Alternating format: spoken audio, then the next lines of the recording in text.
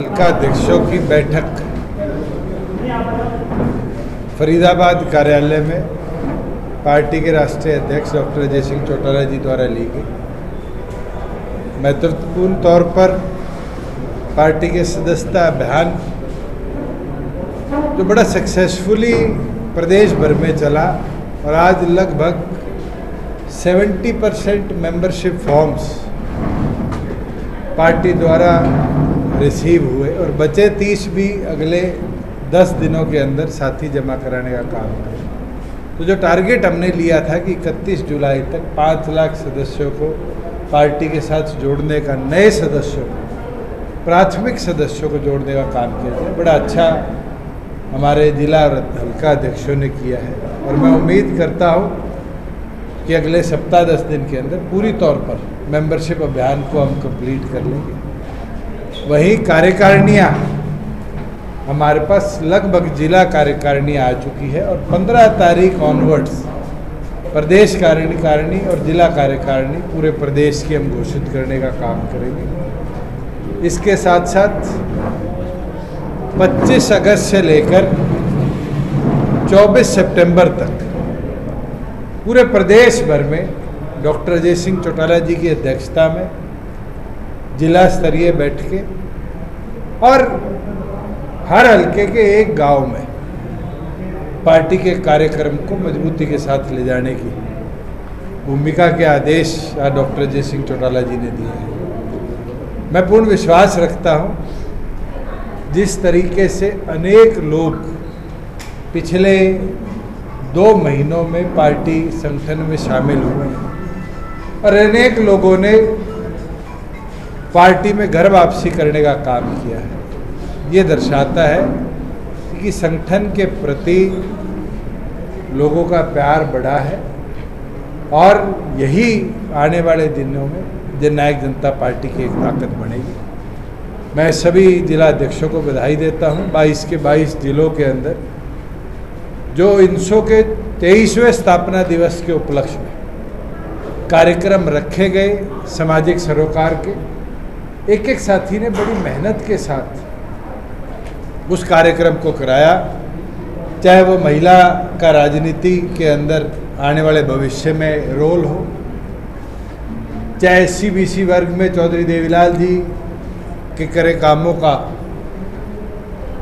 फायदा हो, उस पर चर्चा हो, हरियाणा प्रदेश की उन्नति में चौधरी ओम प्रकाश चौटाला जी के कार्य की चर्चा हो, कृषि और छात्रों के अंदर कैसे तालमेल बने उसके ऊपर चर्चा हो, अलग अलग विषयों पर चर्चा करी गई। और मुझे बड़ी खुशी के साथ आज साझा करता हूँ कि 22 के 22 जिलों के अंदर सभी साथियों ने बड़ा अच्छा काम कर दिया है और इसी प्रकार से अगले 1 महीने सभी साथी प्रदेश के अंदर जिला कार्यकारिणी स्तर पर मेहनत भी करेंगे और पार्टी संगठन की ताकत को बढ़ाएंगे। साथ में जो हमारे बीच साथी नहीं रहे उनके परिवार के प्रति 2 मिनट का मौन हमने जाहिर करने का काम किया और आने वाले भविष्य में हमें क्या कदम उठाने हैं, SC सेल, BC सेल, महिला सेल, युवा सेल, किसान सेल, इसके ऊपर भी चर्चा करें। और सेल के सभी अध्यक्षों को आदेश दे दिए गए हैं कि इस माह में 22 के 22 जिलों में सेल वाइज भी वो मीटिंग लेकर अपनी डिस्ट्रिक्ट बॉडीज़ और स्टेट कार्यकारिणी उन सेलों की भी 31 अगस्त तक संपूर्ण तौर पर कंप्लीट करें कि सितंबर माह और अक्टूबर माह में 5 सेल के एक बड़े कार्यक्रम प्रदेश भर में डॉक्टर अजय सिंह चौटाला जी की अध्यक्षता में पार्टी करने का काम करें। मैं दोबारा फरीदाबाद की टीम का आभार प्रकट करता हूं कि जिला कार्यालय का उद्घाटन और उसके साथ साथ जो इनने आज की बैठक में सहयोग किया, ये बधाई की बात है। चर्चा हुई है, कहाँ मनाई जाएगी? बिल्कुल चर्चा हुई और इसी उपलक्ष्य में पार्टी के 22 के 22 जिलों पर बैठकें करी जाएंगी, कार्यकर्ताओं से चर्चा करी जाएंगी और आगे के कदम के ऊपर आपको ब्रीफ किया जाएगा। अर्जुन चौटाला की तरफ से बयान आया है पंजाब के मुख्यमंत्री को लेकर, पियक्कड़ होगा उन्हें बताया गया है, जिस तरह की, क्योंकि वो विधायक भी हैं, भाषा उनकी तरफ से बोली गई, क्या सही मान? जो आदमी 3.25 साल से किसी प्रदेश को चला रहा हो, उसके लिए ऐसे शब्द इस्तेमाल करना, मुझे लगता है कि जो बात मैं कहता था नॉन सीरियस पॉलिटिशियन वाली, वो अगली जनरेशन में भी दिखने लगी। एक सवाल, आपने 22 जिलों में अध्यक्ष चुन लिए हैं, कांग्रेस पार्टी अभी तक ये काम नहीं कर पाई, उसके लिए क्या? कांग्रेस तो पिछले 12 साल से नहीं कर पाई। कोई नया सवाल आपके पास हो कांग्रेस की जिला कार्यकारिणी के लिए, वो तो आप मुझसे पूछे। इसका जवाब तो शायद उदय भांजी या खड़गे जी के पास भी नहीं है। दुष्यंत चौटाला क्यों इस पर टिप्पणी करे? ऐसी बुरी स्थिति कांग्रेस की आ चुकी। जिला अध्यक्ष तो छोड़ो, जिला अध्यक्ष तो हर जिले में जितने वोट आए उनमें जितने कार्यकर्ता है उनमें से एक को चुनना है, बहुत बड़ा और स्ट्रेटेजिक काम होगा। जब 37 विधायकों में एक विधायक दल का नेता जो पार्टी नहीं चुन पा रही, उससे कमजोर दल क्या होगा आज देश में? Leader of opposition monsoon session आ गया। हरियाणा सरकार ने लिखित में गवर्नर से मांग कर ली मॉनसून सेशन बुलाना है। उससे पहले भी मैं लिख के देता हूं कि लीडर ऑफ ऑपोजिशन नहीं चुन पाएंगे। हाल ही में पूर्व गवर्नर सतपाल मलिक जी का निधन हुआ है, लेकिन उनको आपको नहीं लगता कि राजकीय सम्मान के साथ? मुझे बड़ा दुख हुआ, क्योंकि अंतिम संस्कार पर देश के अलग अलग नेताओं ने वहाँ जाने का काम किया, उनको आखिरी विदाई देने का काम किया। मैं भी वहाँ गया। हमने एक्स MLAs भी, एक्स MPs भी, सिटिंग MLAs भी, सिटिंग MPs को भी राष्ट्रीय राजकीय सम्मान के साथ विदाई देते हुए देखा है। जो व्यक्ति 5 प्रदेशों के गवर्नर रहे हैं, उनको राजकीय सम्मान जिन जिन स्टेटों में वो रहे थे, ना तो उनकी सरकारों ने दिया। और दुखद है कि दिल्ली एक यूनियन टेरिटरी है। Chief secretary Delhi, LG Delhi की तरफ से या मुख्यमंत्री दिल्ली की तरफ से भी कोई कदम उधर नहीं उतरे। मैं मानता हूँ ये बेसिक प्रोटोकॉल का तो उल्लंघन है ही है। कहीं ना कहीं राजनीतिक सोच हमारी इतनी गिर चुकी है कि हम ऐसी ओछी हरकतों पे उतारू हो चुके हैं। बड़ा पीड़ा होती है, दुख होती है। और ये केवल मात्र सत्यपाल मलिक जी के प्रति नहीं है। Vice president of India resign करते हैं, हेल्थ रीजंस के कारण रिजाइन करते हैं। हम तो पार्लियामेंट में ही देखते हैं कि उनका अंतिम भाषण नहीं हुआ।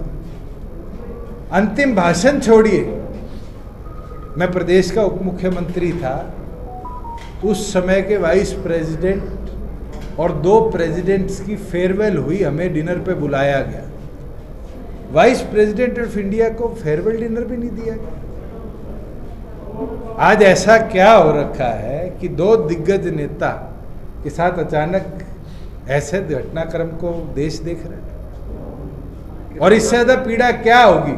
वो लोग हैं जिनने शायद भारतीय जनता पार्टी के उच्च पदों पर रहते हुए हर प्रकार से कुर्बानी देने का काम किया।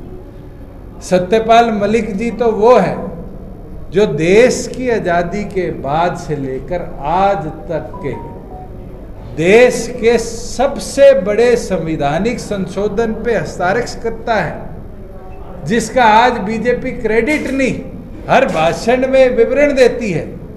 उस 370 हटाने वाले गवर्नर के राजकीय या राष्ट्रीय सम्मान ना होना, इससे बड़ी चिंताजनक, पीड़ाजनक और दुखद घटना क्या देश के इतिहास में लिखी है। राहुल गांधी द्वारा जो प्रेस कॉन्फ्रेंस की गई, बम फोड़ने की बात की गई, उसमें क्या आप उनकी बात से सहमत हैं कि भारतीय जनता पार्टी और चुनाव आयोग मिलकर इलेक्शन चोरी कर रहे हैं? मुझे किसी पॉलिटिकल पार्टी के रिप्रेजेंटेटिव की बात को सेकंड करने की जरूरत ही नहीं। आप खुद बताइए, देश में 1 साल पहले लोकसभा का चुनाव हुआ, बिहार में SIR जो अब लागू हुआ वो उस समय क्यों नहीं लागू हुआ? वो वोट किसके पक्ष में गए? बिहार में सबसे ज्यादा सांसद किस पार्टी के आए?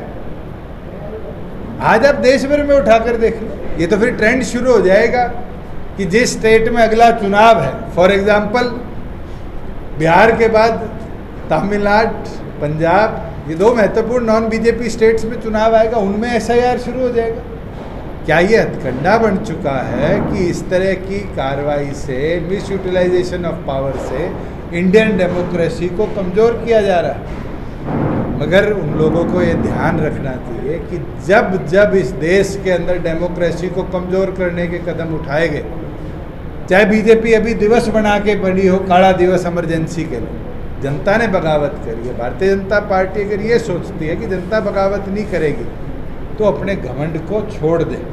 जिस दिन जनता की बगावत होगी तख्ता पलट होने में भी समय नहीं लगेगा। 2019 के मुकाबले में 2024 के जो चुनाव हुए उसमें आपकी पार्टी कहाँ कमजोर रही? परिस्थितियों ने कमज़ोर कर दिया, मैं तो ये बोल सकता। मगर राजनीतिक तौर पर कितनी पॉलिटिकल पार्टीज़ है, जनता पार्टी कितनी बड़ी थी, बीजेपी को 2 सांसदों पे ले आई थी। ऐसी कितनी स्टेट्स थी जहाँ बीजेपी के शासन थे और बीजेपी दोबारा सरकार में ही नहीं आई, और ऐसी कितनी स्टेट्स है जहाँ कांग्रेस का शासन कभी नहीं हटा और आज वो कांग्रेस वहाँ थर्ड पार्टी के तौर पे भी नहीं खड़ी। आप गुजरात उठा लो, आप उड़ीसा उठा लो, आप बिहार उठा लो, बंगाल उठा लो। बंगाल में तो ये स्थिति होगी कि कांग्रेस जो अपने आप को सबसे बड़ा दल मानती है, 4थे नंबर पर है। तो राजनीतिक फेरबदल चलते रहते हैं, कार्यकर्ताओं की मेहनत है। कार्यकर्ता निष्ठा लगन के साथ काम करेंगे तो वो दिन दूर नहीं होगा। आप 19 से 24 की बात कर रहे हैं, आप ही पूछेंगे कि 24 से 29 में क्या हो गया कि आप इतने बड़े नंबर्स पे आ गए। हम अपना काम करते रहेंगे, मेहनत करते रहेंगे, जूते घसाते रहेंगे और हम कामयाब होंगे।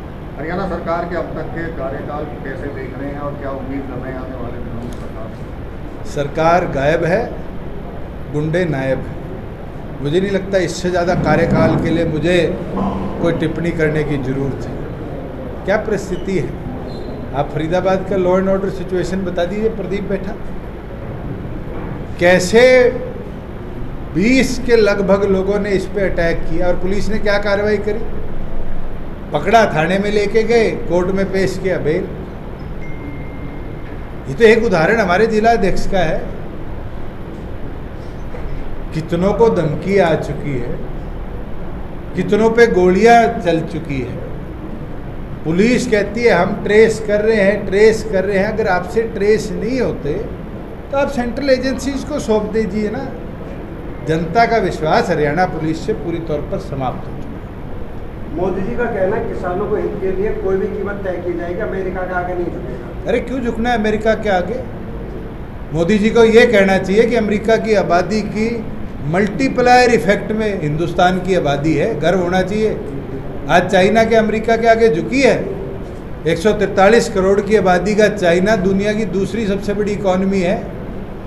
इंडिया तो 140 करोड़ की आबादी का देश है, सबसे युवा आबादी का देश है। हमें किसके आगे झुकने की जरूरत है? प्रधानमंत्री कहता है हम झुकेंगे नहीं, इससे बड़ी कायरता कमजोरी क्या होगी? हमें तो गर्व होना चाहिए। अगर हमें एक देश निर्यात में आय बढ़ाकर चीज देगा, दूसरे देश पे जाएंगे। अगर हम प्रोड्यूस नहीं कर सकते, तीसरे देश पे जाएंगे।